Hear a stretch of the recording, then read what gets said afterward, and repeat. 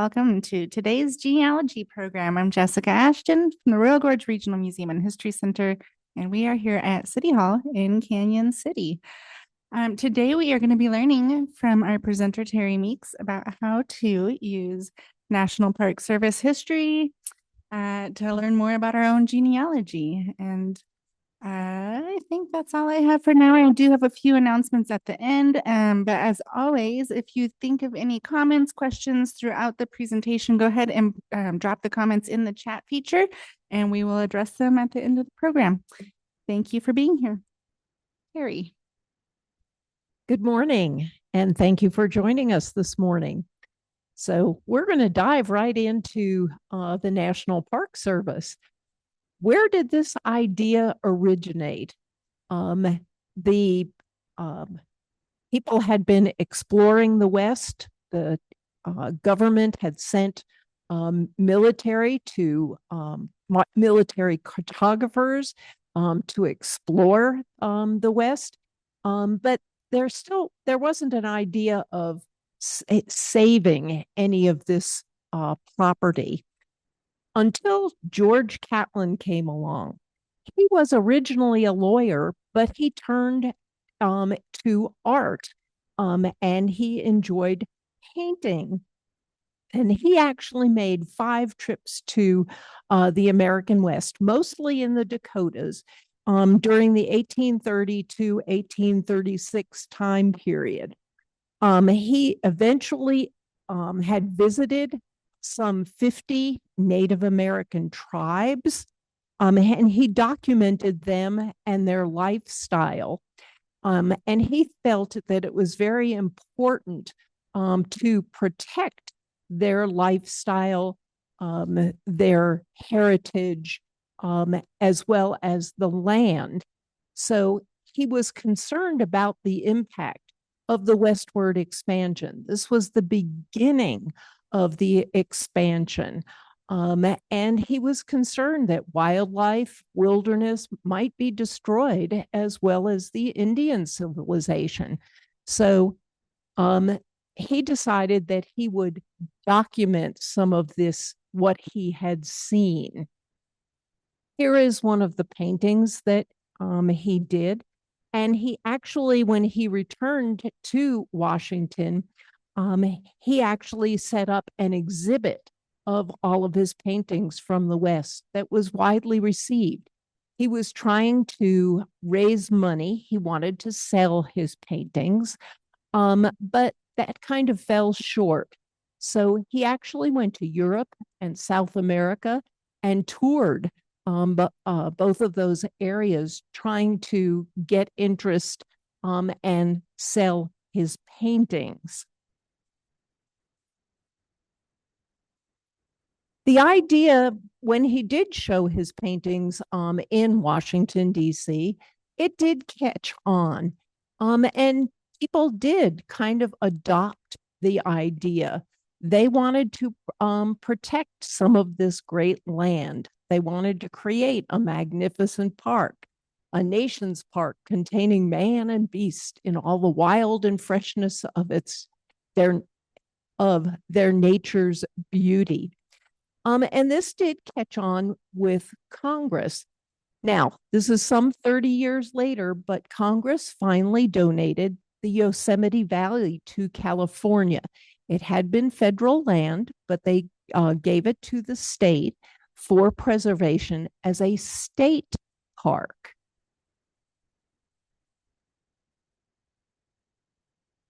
In this early 1800s, the West had been a place to get over. We wanted to get to the Pacific coast. And the only way to do that was to take a very long voyage around, say, South America and back up to San Francisco. The going cross country was equally as long. So the West was skipped over. But with all these cartographers exploring and expeditions, exactly like Catlin's, America became a wonderland. People wanted to see what these early explorers were seeing. They kept journals. They wrote about it.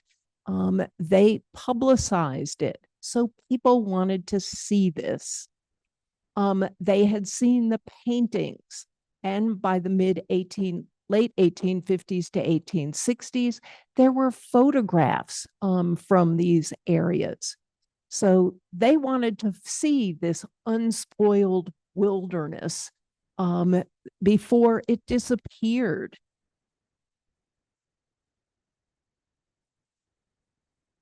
So Frederick Hayden, he was a geologist and a medical doctor.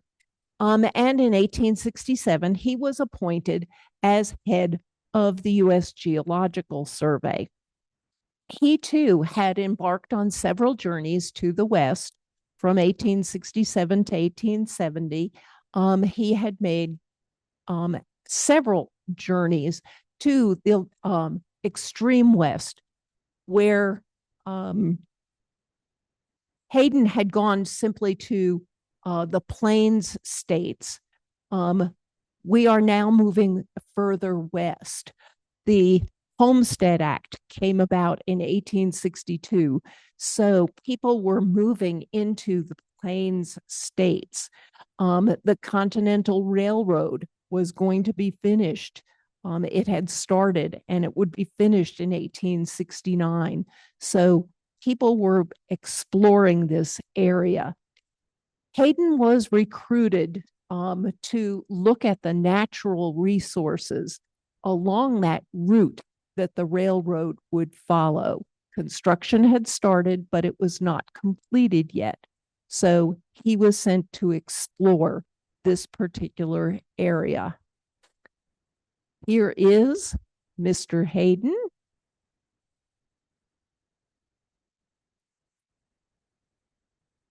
And because of his previous trips and the reporting that he had done as a result of those explorations, Congress did appropriate $40,000 for an expedition to the Yellowstone area. Hayden handpicked 34 experts from various fields. He chose cartographers, geologists, artists, painters, photographers, scientific people to study the botany, the flora and fauna of the area. So they set out from Ogden, Utah, and explored the Snake River, Mammoth Hot Springs, the Yellowstone Lake, and the Grand Canyon of the Yellowstone. Their expedition lasted 6 months, and they did take photographs, made paintings, and they provided the visual proof of the area's natural wonders. So when he and his team got back, they actually submitted a 500-page report to Congress. And they recognized how important this vast land was and the protection of this vast land. So they mounted a publicity campaign. They wanted to protect these natural areas. They wrote an article for Scribner's Monthly Magazine, and it included Thomas Moran's illustrations. And this was very important. This is what's going to lead to the formation of Yellowstone National Park. Here is a photograph of the expedition. One of the illustrations from Mr. Moran.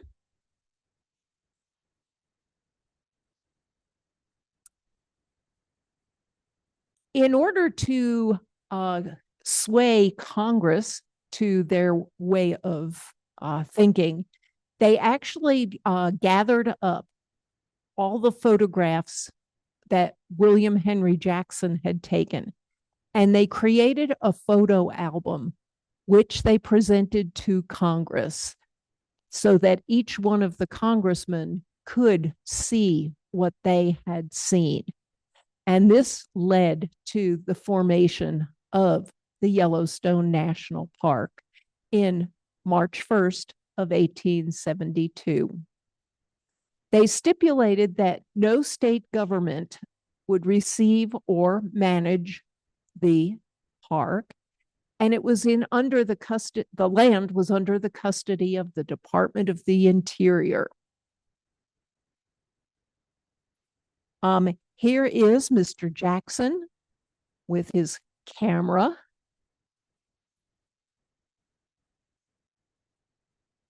Going out on the edge to take the photos and appreciating the natural wonders that he was in the middle of.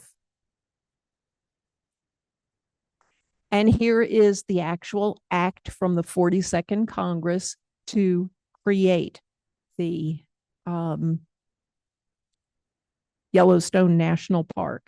To create a national park, a certain tract of land lying near the headwaters of the Yellowstone River as a public park. And it goes on to stipulate the land area and the conditions.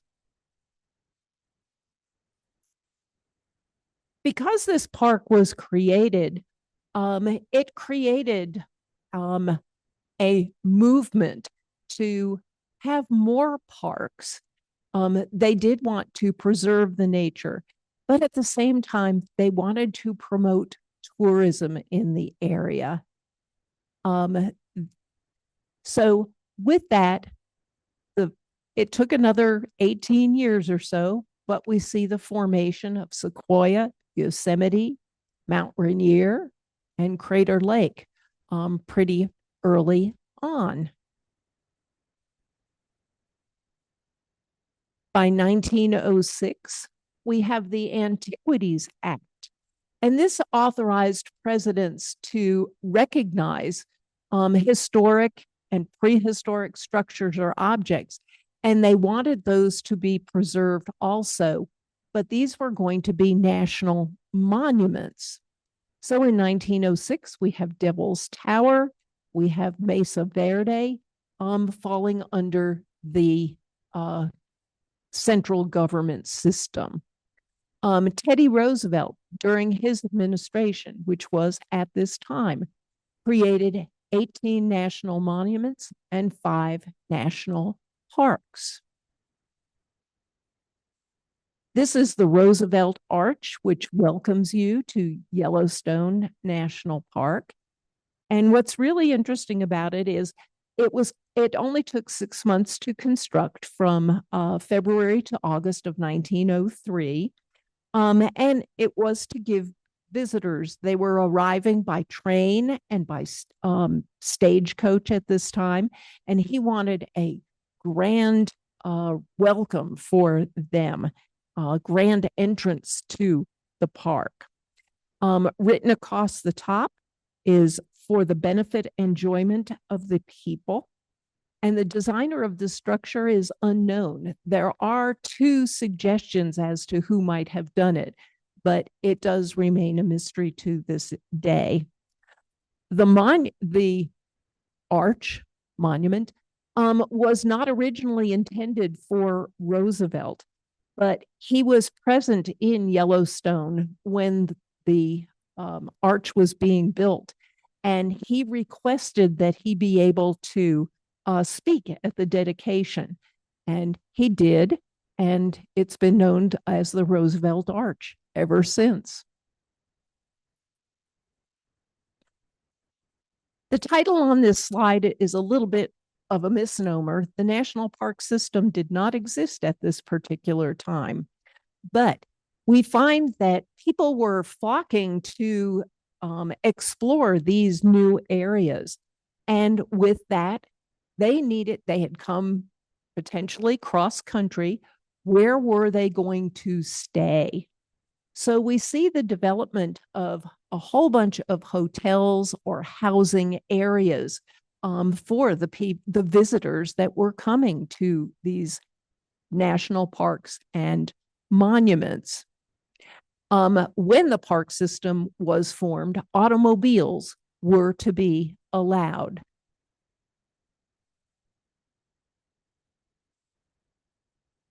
Here is a much later, a 1903 photograph of the Wawona Hotel in Yosemite National Park, which was founded in 1876.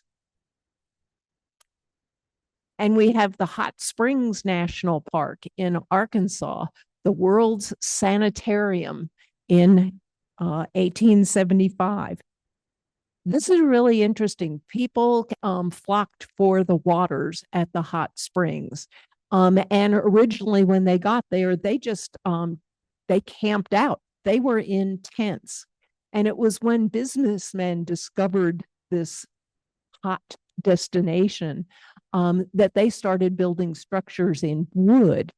But the wood structures actually either burned or they uh, frequently collapsed. And because the area was so flooded with tourists, they did experience floods. It became contaminated. It was an eyesore. It was totally polluted. So in 1882, they established flood and sewage control. And starting in 1896, they started constructing masonry and steel structures. And today, if you happen to go to Hot Springs, there are many, many sumptuous mansions that were built in that time period that now serve as hotels. And here is the Old Faithful Inn at Yellowstone.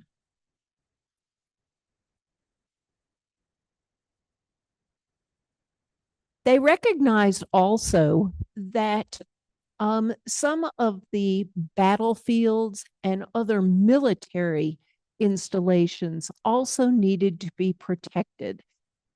There was a lot of history contained in these battlefields and historic sites. And so they wanted to set those aside. And the first one was the Chickamauga and Chattanooga National Military Park, which commemorated the Civil War. And here is the visitor center.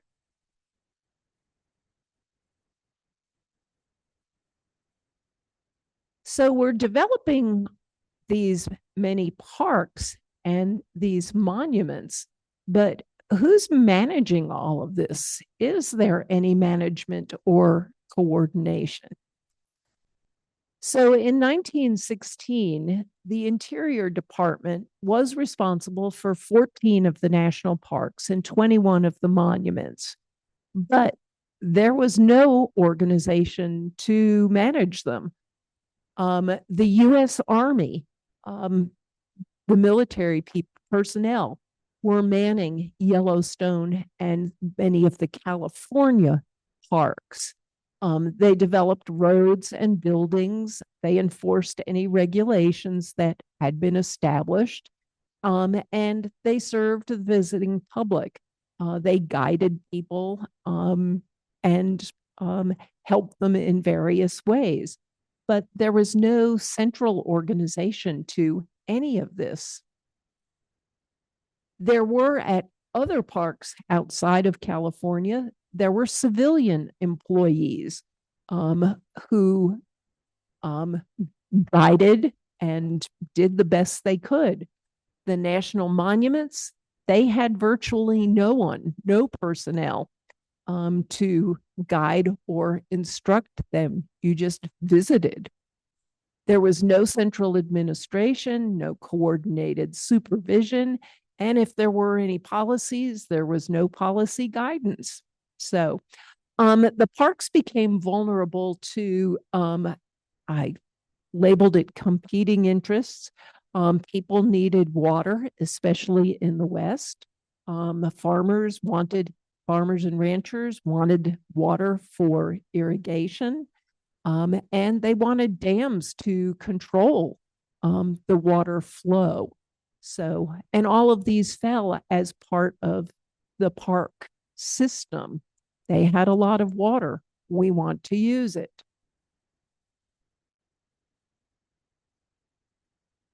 So The Secretary of the Interior named Stephen T. Mather as an assistant for park matters in 1915. Mather had a sidekick, Albright, who had served him for many, many years, and Albright became his aide. Albright would go on to actually direct the National Park Service. They recognized that not only did they want to do the protection of these areas, but they recognized that with all the tourists coming in, there was economic value to these. These were tourist meccas. And if they could attract more tourists, provide more amenities for the tourists, people would be able to see what they had protected. So they developed a public relations campaign. They sent advertisements to all of the popular magazines at the time, the Harper's Weekly, the Scribner's magazines. And they enlisted 17 competing Western railroads to come together to provide funds to produce a national parks portfolio, a book that would show all the pictures and entice people to come and visit. Here is Mr. Mather enjoying breakfast. And here is the cover for the booklet that was funded in part by the competing railroads. And it was under Woodrow Wilson, just a year later, that the National Park System and the National Park Service were created on August 25th. And the act says, to conserve the scenery and the natural and historic objects and the wildlife therein, and to provide for the enjoyment of the same in such manner and by such means as will leave them unimpaired for the enjoyment of future generations. Mather became the first director, and his sidekick, Albright, the assistant director.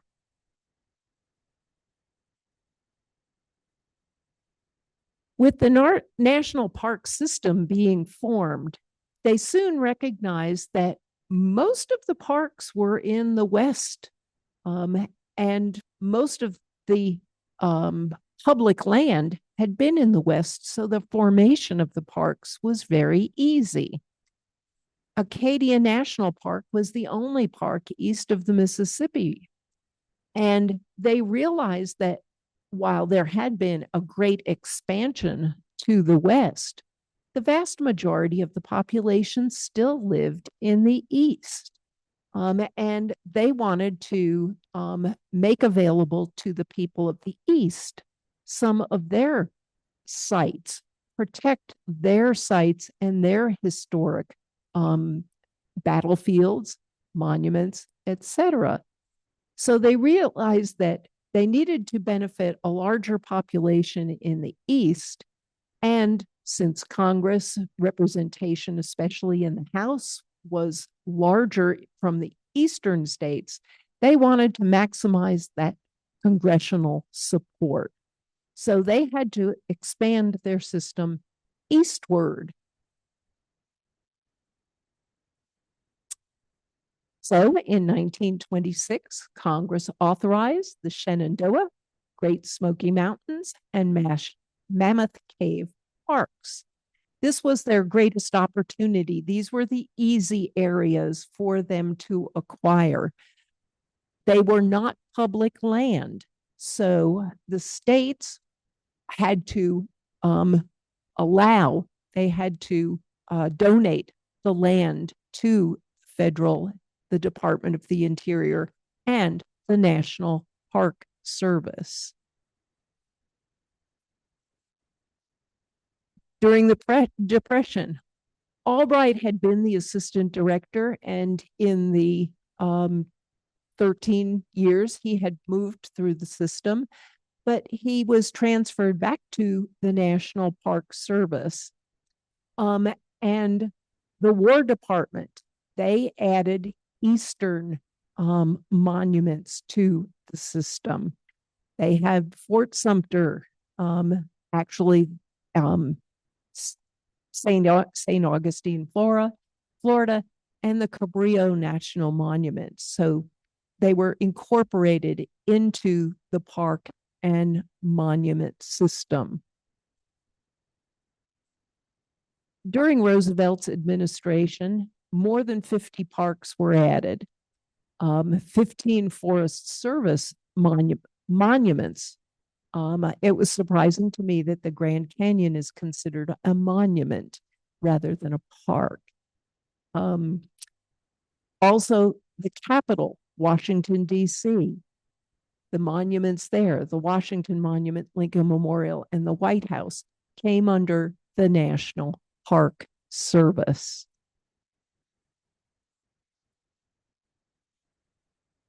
During the Franklin Roosevelt's New Deal, he had created the Civilian Conservation Corps. This employed thousands of young men, and they were sent to national and state parks. They were sent to other areas as well, but they were doing conservation. They were teaching soil science to prevent erosion. They wanted to rehabilitate the land. They planted thousands of trees throughout the nation. And they did construction projects. A lot of stonework that you see in state and national parks is thanks to the Civilian Conservation Corps. And they were the ones that worked in the national park system heavily during the New Deal. Recreation became important. During the Depression, people didn't do things. They didn't have any money.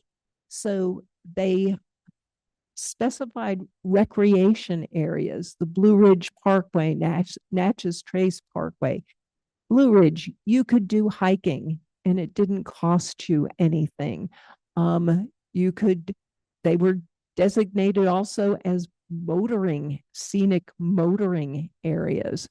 So you could venture out to these things. You could see portions of the parkways by visiting Indian mounds, for example, or small towns.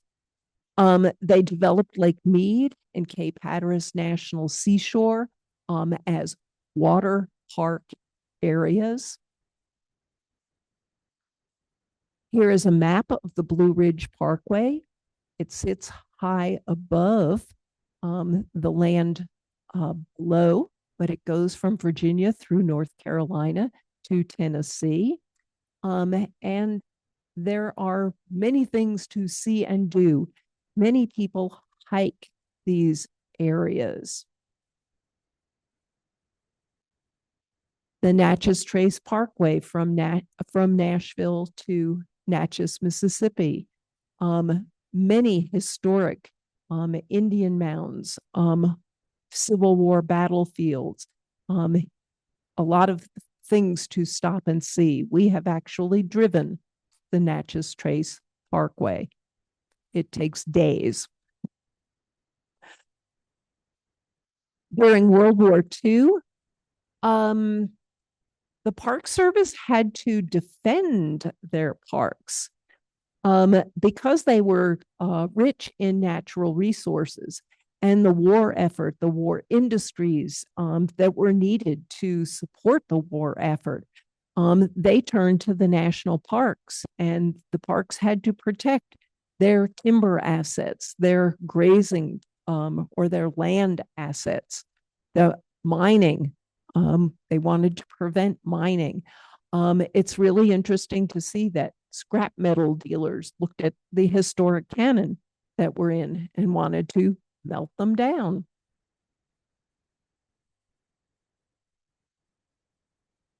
After the war, there was a new director as of 1951 for the National Park Service. Conrad Worth. He was a landscape architect by profession. And what he saw was during the war effort, there was not much maintenance. The men had gone off to war. So the infrastructure at the parks was in a very deteriorated condition. And after the war, young men came home, uh, they married, they had families. So they were facing a travel boom as well, a two-handed thing. He came up with or requested a $10 billion program to upgrade the facilities, the staffing, and the resource management. And he wanted to accomplish all of this by 1966. One of the first things that he did was to create visitor centers. They would be multi-use facilities with interpretive exhibits. Since movies had become popular during World War II, they would have audiovisual programs and they would provide public services. By 1960, 4 years after this, or 9 years after the start of this, there were 56 visitor centers open or under construction. So he was looking for support for this Mission 66 improvement program. And one of the best sources, other than the employees themselves, were the wives of the National Park Service employees.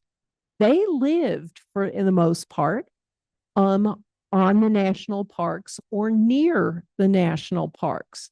So they could see what was going on a day-to-day basis. The organization was formed in 1952, and one of the first tasks that they did in order to help Mr. Worth was to develop and compile or distribute a survey. And they wanted to look at employee housing. What was it like for the employees and their families to live at the national parks? They documented this, they tallied it, and they presented the results. And it was interesting to see that 16.3% of the housing had no running water, 19% had no sewers, and 15% had no electricity. And this is in the 1950s. Most of the employees did live in either houses or apartments, but in their survey, they found that 157 were living in tents, 19 were living in trailers, 256 in dormitories, some of them in backcountry cabins, and 7 were living in hogans. They presented the results to Mr. Worth, and he never asked them to do another study. He didn't like the results. And here we see one of the photographs from the employee housing at Rocky Mountain National Park.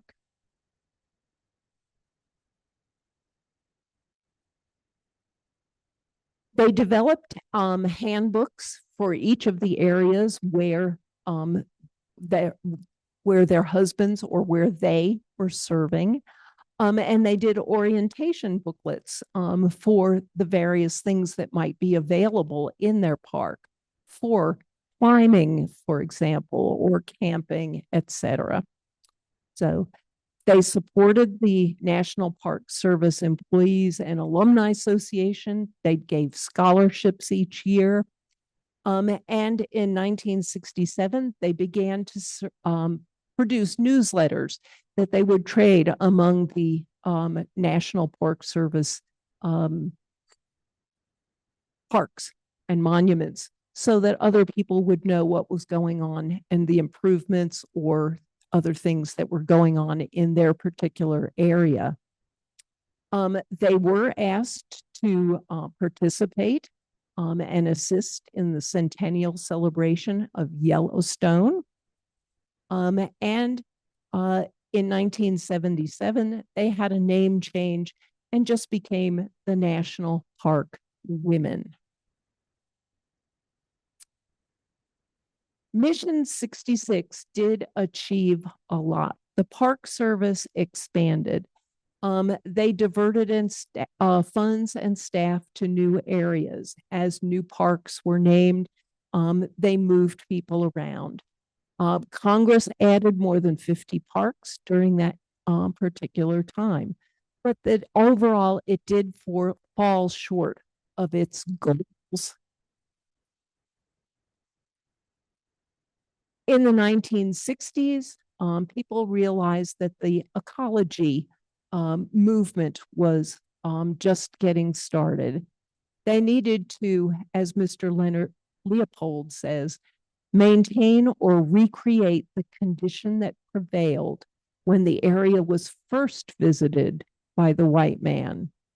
So things had changed. Many of these parks had been maintained, but the ecology had changed in certain areas because of weather or man-made concerns. So they wanted to make sure that things stayed as true to nature as possible. So they began a program of environmental interpretation.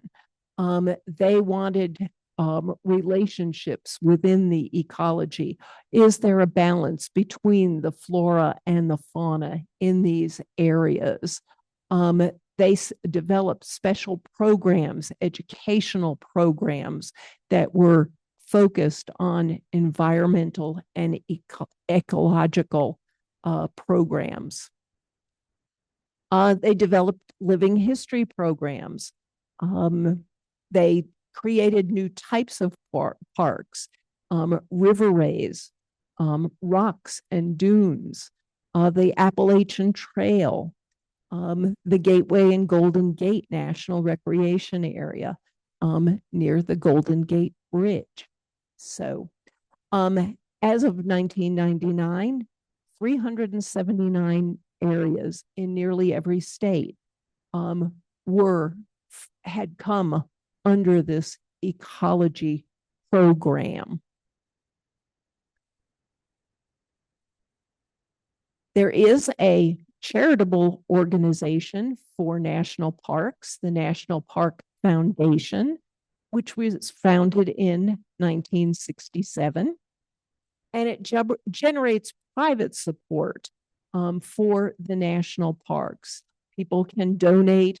There are corporate sponsorships for these programs. They support the preservation of more than 400 national park sites. And they focus on conservation, education, and community engagement. We were recently in Bentonville, Arkansas, and the Walmart Foundation is the largest corporate entity that has worked with the National Park Service to reforest and work with the National Park Service for these efforts.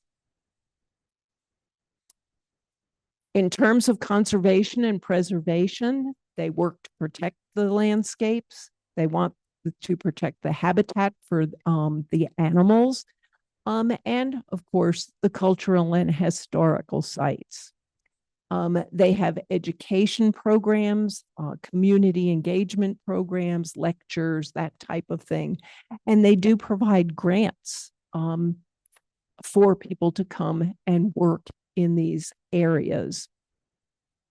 They fund trail management, habitat restoration, reducing waste, and promoting renewable energy in the parks. The National Park Association. This is a different organization. It's an independent organization, and they advocate for the protection of the national parks. They too rely on donations, membership fees, grants, and they advocate for park protection. And they work with Congress carefully on policy changes, and they work with the public to make sure that they are aware of what is going on in the national parks.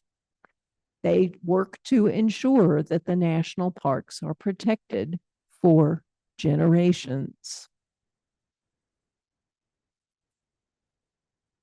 In 1986, they the Park Service initiated a passport, a little booklet that would allow you as a tourist to show and document the national parks that you had visited.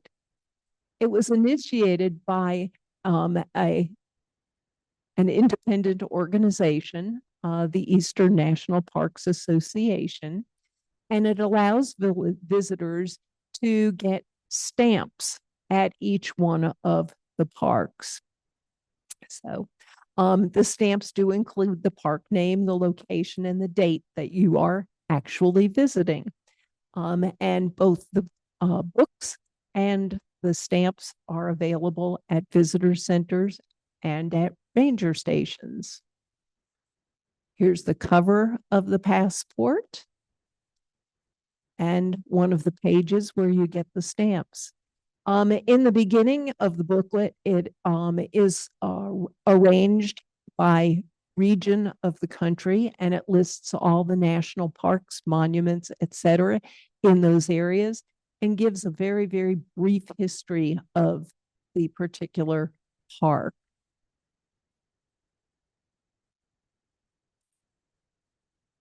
Senior accessibility, and also the the Beautiful Pass. For the seniors, this you can get an annual pass for $20 or a lifetime pass for $80. I was particularly lucky that I got my pass when the program was first initiated, and I only had to pay $10 for the lifetime pass. They are well worth it, even at $80. You have to be 62 years of age or older. You have to be a citizen or a permanent resident. And you can get these at in person at the national parks, order them online, or download an application and do it by mail. In both of those instances, online or by mail, there is an additional $10 fee. So this program was begun in 1994. And it is the the Beautiful Pass is open to everyone, not just seniors. It covers entrance fees for over 2,000 national parks and recreation sites. It's used by the pass holder and anybody that's in the vehicle with them. It's not transferable, and it doesn't cover special permit fees for example, like camping, fishing, etc. And here is a senior lifetime or annual pass. There is a lot of documentation available online for the National Park Service. Actually, there are many guides. They have produced a series of guides that talk about employees, directors, etc. The one at Harper's Ferry is very, very detailed, and they have documents that reflect the individual's career. And many of the documents were actually donated by the employees. Some of them have just a listing. Others of them do have a link where you can go in and see some of the information about the employees. In any case, you can write to the Harper's Ferry Center to get information. They do have a guide to the history resources in other repositories outside of the National Park Service. Here's a listing, a partial listing from, and I believe this is just directors that um, served at Harper's Ferry. And you see where there are a couple that have hot links on the pages. And the various, not all of them were so-called directors, but naturalist, museum curators, etc.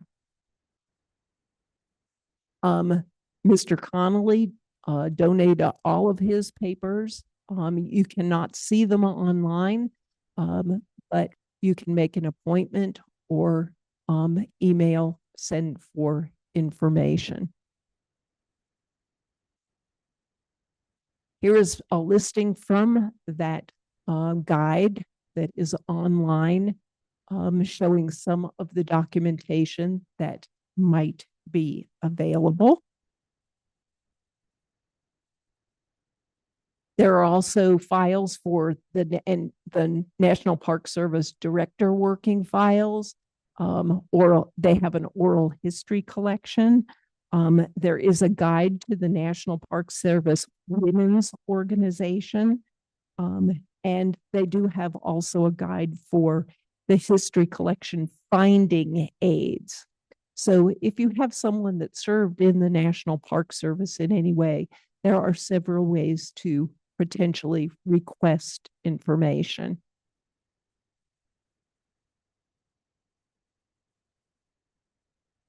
So let's look at some of the people that might have served at the National Park Service. There's the 1900 census for William Freeman, and he's at Gettysburg, Pennsylvania, and he's a policeman for the national park. We see Yellowstone National Park, and the whole listing of commissioners, stage drivers, merchants, housekeepers, governesses, hotel manager, telegraph lineman, teamster, cook, waiter, laundress, everything that takes a community to run. 1910, Mr. Robertson at Vicksburg, and he's a laborer. 1920, Fred and Odie are in Montezuma, Colorado. They're a ranger and a camp council concessioner at probably Mesa Verde. 1930, Bernard Davis, an engineer of a steam shovel at Rocky Mountain National Park. Another one, Glacier National Park in 1930, a warehouseman, foreman, telephone lineman, camp cook, office clerk, superintendent. William Simpson from New York. He's the superintendent at the Statue of Liberty. Mr. Kyler from Arkansas. He's a stonemason at the Buffalo National River. Mr. Rousseau and Raymond McIntyre. They're in Alaska. They're at park rangers at probably Mount McKinley. We have three gentlemen here that are rangers, park superintendent, archaeologist at the Grand Canyon. And finally, Thomas Walker in 1950 in Utah. He's a supervisor of a national monument. We see them in voter registration, where they're performing different services at Sequoia. We see Mr. Howard working for the National Park Service. Hot Springs National Park in a voter registration. Remember, we said that the Army worked at Yellowstone. Well, in 1891, the 4th Cavalry in May is working at Sequoia National Park. We have World War I draft registrations. World War II draft registrations. Interestingly, he lives in Montana, but he's working in Alaska. more World War II, working at national parks with the CCC. Yeah, at Yellowstone. Here we have a Korean War veteran, and he's working for the National Park Service at Luray, Virginia, in the caverns. We see city directories that also show Robert Moore.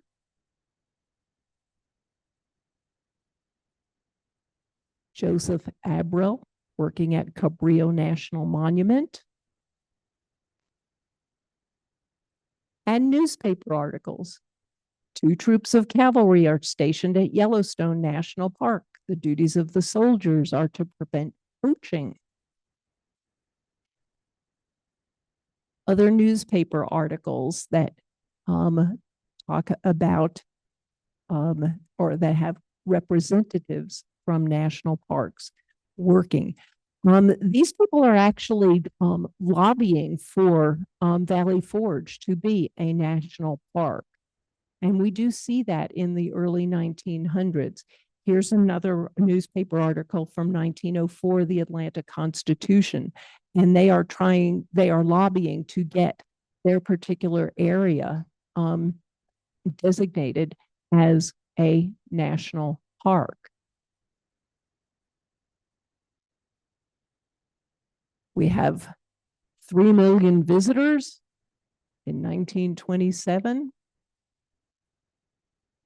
We have speakers that are coming to the Crow Agency to speak about national parks. We have Park Service personnel, and in the bottom here, it lists the guests, all members of the National Park Service.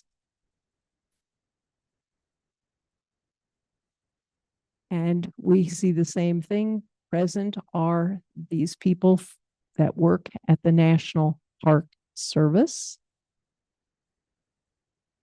Promotions where Park Service employees are moving from one park to another park. So if you lose one of your ancestors in one of the censuses, it might be because they are moving from one park to another. And this is another promotion. There are many books about the National Park Service. The one about creating the service is very good. Both of these are actually excellent for the formation of the Park Service. So with that, we conclude our talk about the Park Service, and we'll turn it over to Jessica. Thank you, Terri. Very interesting. We do not have any questions in the chat feature, so we don't have anything to answer there. Thank you all so much for joining us. It was really interesting. One thing I wanted to comment on quick was just your talk about or your mention of Yellowstone Park formation 1872, which is interesting. It's also the year Canyon City was established. Yeah, that was kind of a fun fact. All right. So thank you for being here. And coming up, we have a couple of things to note. On July 23rd, we have a historic bicycle tour. If you're interested in knowing more about that, that's going to be right here in Canyon City. You can either call down to the museum or check on our website, go to the events on the calendar. You can learn more about that there, and you can register there as well. And then coming up August 1st is Colorado Day. And so Colorado is celebrating its 150-year anniversary this year. And there'll be a bunch of fun stuff happening here in town, both at the Royal Gorge Chamber Alliance Depot Park, down at the Royal Gorge Regional Museum and History Center at 612 Royal Gorge Boulevard, and then into Veterans Park too. So that whole strip is going to have a lot of fun stuff going on. Keep an eye on that. That's August 1st. And we hope to see you here again virtually on August 8th for our next genealogy program of Lighthouse Keepers. Thank you. Thank you, Terri.